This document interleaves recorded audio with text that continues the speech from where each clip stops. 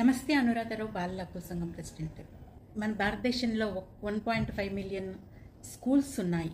దాంట్లో 260 million students చదువుకుంటున్నారు. అంటే ఒక పాఠశాలలోనే ఇంతమంది విద్యార్థులు చదువుతున్నారు. మన తెలంగాణ రాష్ట్రాన్ని తీసుకున్నట్లయితే 29,000 ప్రభుత్వ పాఠశాలలు ఉన్నాయి. దాంట్లో 18,50,000 మంది విద్యార్థులు చదువుతున్నారు.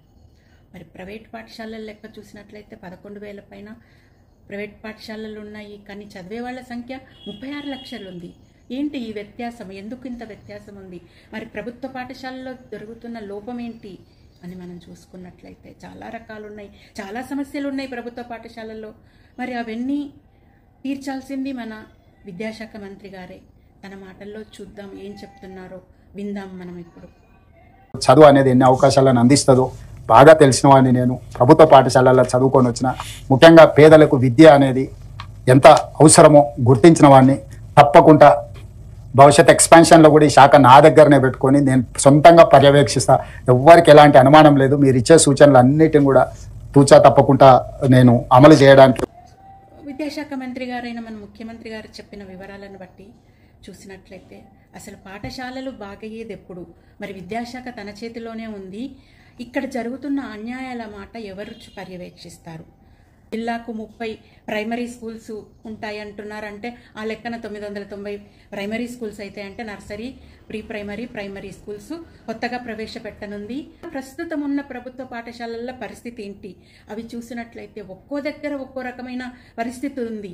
మరి మన యాదాద్రి జిల్లా, భువనగిరి ఇవి నగరానికి చాలా దగ్గరలో ఉన్నాయి. రాచకొండ ఏరియాలో ఉన్న ప్రభుత్వ పాఠశాలలు, భువనగిరి జిల్లాలో 17 మండలాల్లో 3,000 మంది టీచర్లు పనిచేస్తున్నారు. మరి వీళ్ళు చేస్తున్న నిర్వాకాలు ఏంటో మన విద్యాశాఖ ఎప్పుడు గుర్తిస్తుంది? అంటే విద్యాశాఖ నిర్లక్ష్యంతో వాళ్ళు స్కూల్కు వెళ్లకుండా వెళ్ళినట్టుగా అటెండెన్స్ వేసుకున్న మనకు రుజువులు మన వార్తాపత్రికల్లో ప్రచురితమై ఉన్నాయి. మరి ఇవన్నీ చూసి కూడా ప్రభుత్వం వీడిపైన ఎందుకు చర్యలు తీసుకోలేదు? మన విద్యాశాఖ మంత్రి గారు, మన ముఖ్యమంత్రి గారు దృష్టికి ఇవి రాలేదా? వచ్చినా కానీ మరి ఎందుకు పట్టించుకోవడం లేదా అన్నది మన ముందున్న పెద్ద ప్రశ్న.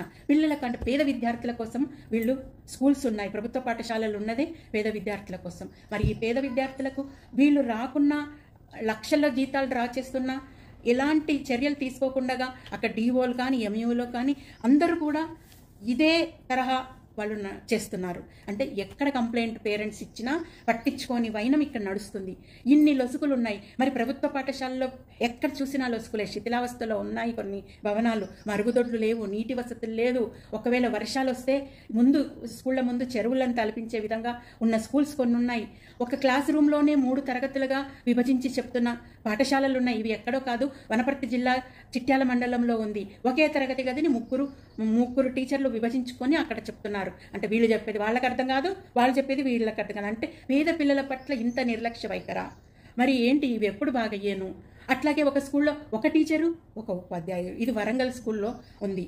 మరి వనపర్తిలో ఇంకొక స్కూల్లో 100 మంది విద్యార్థులు ఉంటే ఒకళ్ళే టీచరు. అది ఆ వార్త ప్రచురితం అయ్యాక అక్కడ డిప్యుటేషన్ పైన పంపించారు. 2024 సమస్యలు ఇవన్నీ కూడా. అంటే ఇప్పుడు మనం ఇంకా ఇయర్ ఎండ్ అవ్వలేదు. అంటే ఈ 2024-25 సమస్యల గురించే మాట్లాడుతున్నాం. ఇంకా స్కూల్స్ తెరిచే ముందు ఇంకెన్ని సమస్యలు మనకు వస్తాయో తెలియదు. రకరకాల సమస్యలు. మన గురుకులాలను చూసుకున్నట్లయితే గురుకులాలు అస్తవ్యస్తంగా ఉన్నాయి. పాము కాటు గురై చనిపోతున్న పిల్లలు, ఎలకలు కరిచి మంచానికి అతుక్కుపోయిన పిల్లలు ఉన్నారు. మరి అట్లాగే ఫుడ్ పాయిజనింగ్, దాని ప్రకారం అయితే ఎంతమంది చనిపోయారో ప్రభుత్వం దగ్గరే ఉన్నాయి లెక్కలు. ఎన్ని వందల మంది హాస్పిటల్ అయ్యారో ప్రభుత్వం దగ్గరే ఉంది లెక్కలు.